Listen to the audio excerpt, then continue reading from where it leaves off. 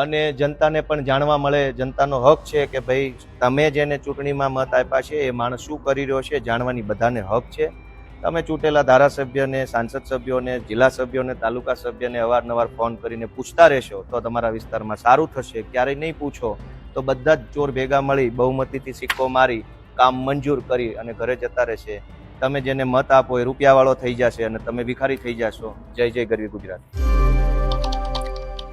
નમસ્તે. આજે જૂનાગઢ જિલ્લા પંચાયતની સામાન્ય સભા હતી, એટલે કે જિલ્લા પંચાયતના તમામ સભ્યો, જૂનાગઢ જિલ્લાના સૌ ધારાસભ્યો, જિલ્લા વિકાસ અધિકારી અને જિલ્લા પંચાયતના પ્રમુખ, આટલા લોકોની મીટિંગ હતી, જેના અધ્યક્ષ જિલ્લા પંચાયતના પ્રમુખ હોય છે.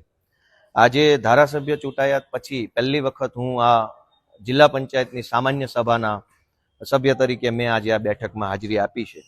આ મારી પ્રથમ બેઠક હતી. આ પ્રથમ બેઠકની અંદર કુલ 15 જેટલા એજન્ડાઓ ઉપર ચર્ચા થઈ છે જિલ્લા પંચાયતમાં, જેમાં સૌથી મહત્વની બાબત જે મારા તરફથી રજૂ કરી છે, અત્યંત ગંભીર બાબત છે, જેનું હું જનતાનું ધ્યાન દોરવા માંગુ છું. મનરેગા યોજના જે છે એની અંદર કરોડો રૂપિયાનો ભ્રષ્ટાચાર જૂનાગઢ જિલ્લામાં થયો છે, જે બાબતની મેં લેખિતમાં જિલ્લા વિકાસ અધિકારીને આજે સામાન્ય સભામાં ફરિયાદ કરી છે. જેમાં WBM રોડ નવી ચાવંડથી જૂની ચાવંડમાં 16,21,000નો રોડ જે છે એ બિલકુલ કામ નથી થયું અને પેમેન્ટ જમા થઈ ગયું છે, પેમેન્ટ વપરાઈ ચૂક્યું છે. જૂની ચાવંડથી માંગનાથ પીપળી 16,21,000નો રોડ જે બિલકુલ બન્યો જ નથી અને એનું પેમેન્ટ સરકારમાંથી જમા થઈ ગયું છે. નવા પીપળિયાથી મોટા હડમતિયા રોડ 18,23,000, નાની મોણપરીથી ઈશ્વરિયા ગીરનો રોડ WBM રોડ 15,80,000 રૂપિયા, નવા ઝાંઝેસરથી જૂના ઝાંઝેસરનો રોડ 15,43,000 રૂપિયા, નવા ઝાંઝેસરથી ઝાંઝનાથ મહાદેવનો રોડ 16,52,000 રૂપિયા. આ તમામ રોડના પૈસા લેવાઈ ચૂક્યા છે, પરંતુ રોડ બન્યો નથી. આવી રજૂઆત મને ગામના આમ આદમી પાર્ટીના કાર્યકર્તા અથવા આગેવાનો તરફથી મળી છે, જે આધારે મેં રજૂઆત કરેલ છે. આ સિવાય હરિપુર, વિસાવદર તાલુકાના હરિપુર ગીર ગામમાં તળાવ ઊંડું કરવાનું કામ છે, 20,36,000 રૂપિયાનું કામ છે. ઘોડાસણ ગામનું તળાવ ઊંડું કરવામાં 40,64,000 રૂપિયા, લીમધરા ગામમાં તળાવનું કામ 40,53,000 રૂપિયા, વીરપુર ગામમાં તળાવનું કામ 4,73,000 રૂપિયા અને મોરવાડા ગામમાં તળાવ ઊંડું કરવાના કામમાં 16,94,000 રૂપિયા. વાજડી ગામ, આ ગામનો પ્રશ્ન ગામજનોએ મને ધ્યાન દોર્યો કે એક જ કામ 2 વખત એના પૈસા લેવામાં આવ્યા છે. શમશાન પાસે કોઝવેનું કામ વાજડી ગામમાં એ 9,77,000 રૂપિયા અને ફરીથી એનો એ જ કોઝવે પણ એનું નામ બદલી નાખ્યું કે કાંતિભાઈના ઘર પાસે કોઝવે રોડ, એનું કામ 3,59,000 રૂપિયા. પરબ વાવડી ગામે તળાવ ઊંડું કરવાના કામમાં 18,64,000 રૂપિયા, છોડવડી ગામે તળાવ ઊંડું કરવાના કામમાં 22,14,000 રૂપિયા, ઉમરાળી ગામે તળાવ ઊંડું કરવાના કામમાં 17,56,000 રૂપિયા, જૂની ધારી ગુંદાળી ગામે તળાવ ઊંડું કરવા બાબતે 18,23,000 રૂપિયા, રફાળિયા રોડ ઉપર ભેસાણમાં પરસોત્તમ બચુ કાપડિયાની વાડી પાસે કોઝવે બનાવવાના કામમાં 13,18,000 રૂપિયા ચૂકવી દેવામાં આવ્યા છે. પરંતુ ગામજનો એવું કહે છે કે આવું કોઈ કામ થયું નથી અથવા તો થોડું ઘણું ફોટો પડે એટલું કામ થયું છે, બાકીના પૈસા ખવાઈ ગયા છે. અમૃત સરોવર બનાવવાની જે યોજના છે સરકારની, એમાં ખાંભા ગામમાં 8,03,000 રૂપિયા, લીલિયા ગામમાં 6,09,000 રૂપિયા, નાની મોણપરી ગામમાં 3,32,000 રૂપિયા, શોભાવડલા ગામમાં 2,80,000 રૂપિયા અને ગળથ ગામમાં 5,06,000 રૂપિયા અમૃત સરોવર નામની યોજનામાંથી પેવર બ્લોક નાખવાના ફળવાયા છે. ગામજનોનું એવું કહેવું છે કે બિલકુલ નથી પેવર બ્લોક નખાયા, અથવા તો થોડાક નખાયા છે અથવા તો નબળી ક્વોલિટીના નખાયા છે. ઘંટિયાણ ગામથી સીસી રોડ જે બન્યો છે એ સીસી રોડ 33,35,000 રૂપિયામાં બન્યો છે.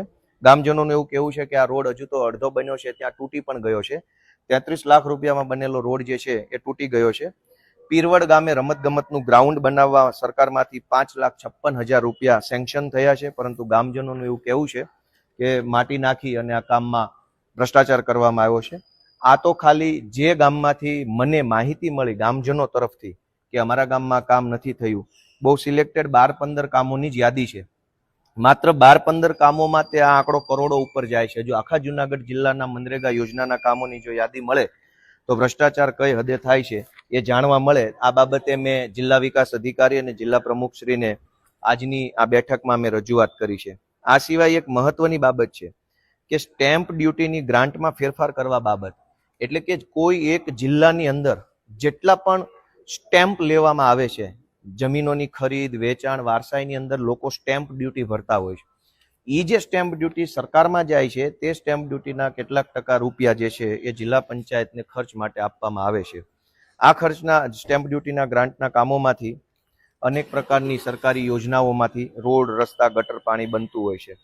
સરકાર આ જિલ્લા પંચાયત દ્વારા 2025 માર્ચ મહિનામાં વડાળ ગામે ભિયાળ રોડથી જાલણસર તરફ જતો રોડે મેટલનું કામ મંજૂર થયું હતું.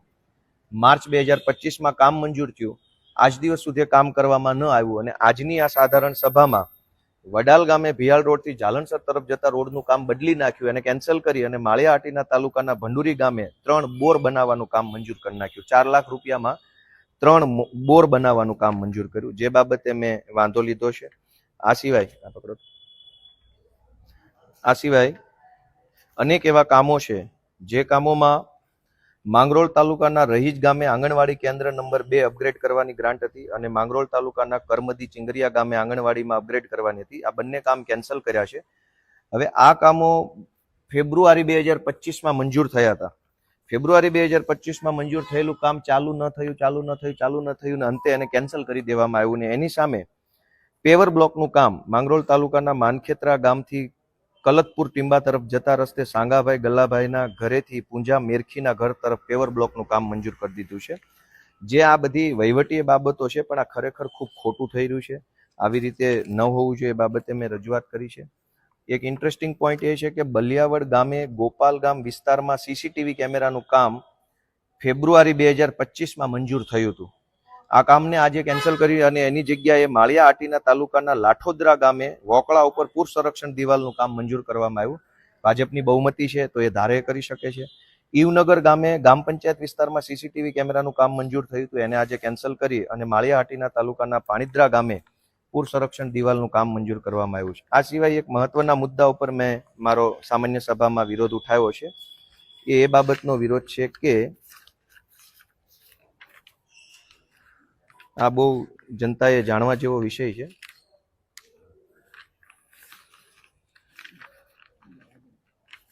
આગળ છે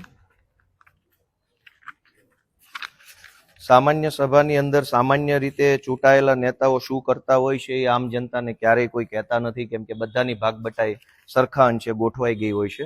એજન્સીઓમાં ભાગ હોય છે ને બધી જગ્યાએ, પણ મારે એવું કઈ કરવાનું નથી. એક ઇન્ટરેસ્ટિંગ વાત આજની સભામાં એ છે કે ભેસાણ તાલુકાના ગળથ ગામે નદીના સામા કાંઠેથી સ્મશાન સુધી પૂર સંરક્ષણ દિવાલનું કામ બનાવવાનું સરકારી કામ 3 તારીખ ફેબ્રુઆરી મહિનો 2023માં જિલ્લા પંચાયત દ્વારા મંજૂર થયું. ફેબ્રુઆરી 2023માં ભેસાણ તાલુકાના ગળથ ગામે પૂર સંરક્ષણનું કામ મંજૂર થયું. એ સિવાય ભેસાણ તાલુકાના ગળથ ગામે કાંતિબદાના ઘરથી ઢોળવા તરફ જતા રસ્તા પર પૂર સંરક્ષણ દિવાલનું કામ પણ 2023ના ફેબ્રુઆરી મહિનામાં મંજૂર થયું. આ બે કામો ફેબ્રુઆરી 2023માં મંજૂર થયા.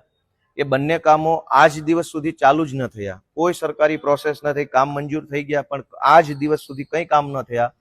આજે આ જુલાઈ 2025ની સામાન્ય સભામાં આ બંને કામો કેન્સલ કરી દીધા કે ભાઈ હવે તો આ કામો થતા નથી. અને એની સામે ભેસાણ તાલુકાના ગળથ ગામે નાથાભાઈના ઘરથી મનસુખભાઈના ઘર સુધી પેવર બ્લોકનું કામ સામે મંજૂર કરી નાખ્યું. અને મોરવાડા જતા રસ્તે વોંકળે કોઝવે કમ ધાબીનું કામ ભેસાણ તાલુકામાં મંજૂર કર્યું. જે કામ 2023માં મંજૂર કરવામાં આવ્યા છે એ 2025 સુધી ચાલુ નહીં કરવા પાછળનો ઈરાદો શું છે, શા માટે ચાલુ નથી, તે આ બધા પ્રશ્નો મેં પૂછતા મને કોઈ બહુ સંતોષકારક જવાબ મળેલ નથી. એક સારી બાબત એ થઈ છે આજની આ મીટિંગની અંદર કે ભેસાણ તાલુકાના રાણપુર ગામે જે શૌચાલયની ટાંકી જે છે સાફ કરતી વખતે 2 સફાઈ કામદારોના દુઃખદ મૃત્યુ થયા હતા. એ બંને સફાઈ કામદારોને સરકાર તરફથી 30 લાખનું વળતર મળવા પાત્ર છે. જિલ્લા પંચાયત દ્વારા 60 લાખ રૂપિયા મંજૂર કરવામાં આવ્યા છે. આજે જે બંને સફાઈ કામદારશ્રીઓના મૃત્યુ થયા છે બંનેને 30 લાખની સહાય જિલ્લા પંચાયત હસ્તક સરકારશ્રી દ્વારા કરવામાં આવનાર છે. આજની આખી જે સભા છે એની અંદર અનેક પ્રકારના બીજા એક મહત્વનો વિષય એ હતો કે એજન્ડા નંબર 13 કે 2024-25ની ગ્રાન્ટમાંથી જે સરકારી કામો મંજૂર થયા છે એ સરકારી કામોની મુદ્દત વધારવા માટેનો એક ઠરાવ આવ્યો હતો. સામાન્ય રીતે કોઈ પણ સરકારી કામ નિર્ણય થાય ત્યારે એની ટાઈમ ફ્રેમ નક્કી થઈ હોય કે આ કામ ક્યારે ચાલુ થશે અને ક્યારે પૂરું થશે. આમ છતાંય જે કાંઈ રાજકીય વ્યક્તિઓ કે મિલીભગતવાળા હોય છે વારંવાર સરકારી કામની મુદત વધારે, જે કામ 2025માં પૂરું થવાનું હોય એનો ઠરાવ સામાન્ય સભામાં આવે કે હજુ આને 1 વર્ષની મુદત વધારી દઈએ છીએ, હજુ 1 વર્ષ મુદત. તો આજે મેં સામાન્ય સભામાં એ વાતનો સખત વાંધો નોંધાવ્યો છે કે જે કામ જે ટાઈમ ફ્રેમમાં નક્કી થયા હોય એ કામ એ જ સમય મર્યાદામાં પૂરા થવા જોઈએ. હવે કોઈ કુદરતી પરિબળ ન હોય, માનો કે નદી ઉપર બ્રિજ બનાવવાનો છે, ચોમાસું આવી ગયું તો સ્વાભાવિક છે કે કામ સમય મર્યાદામાં પૂરું નહીં થાય.